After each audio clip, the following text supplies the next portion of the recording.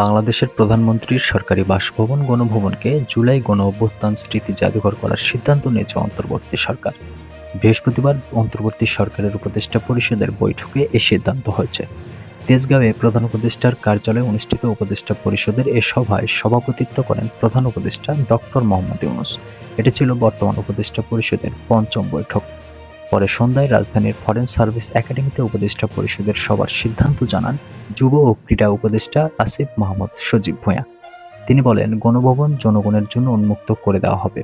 জুলাই গণঅভ্যুত্থানে শহীদদের স্মৃতি এবং বিগত ফ্যাসিবাদী আমলে যত অন্যায় অবিচার হয়েছে তার সবকিছু সংরক্ষণ করার জন্য এটাকে জুলাই গণঅভ্যুত্থান স্মৃতি জাদুঘর হিসেবে প্রতিষ্ঠা করা হবে।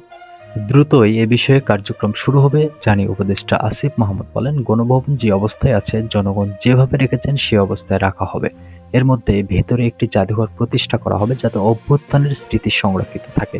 এ বিষয়ে আজকের উপদেষ্টা পরিষদের বৈঠকে সিদ্ধান্ত গৃহীত হয়েছে।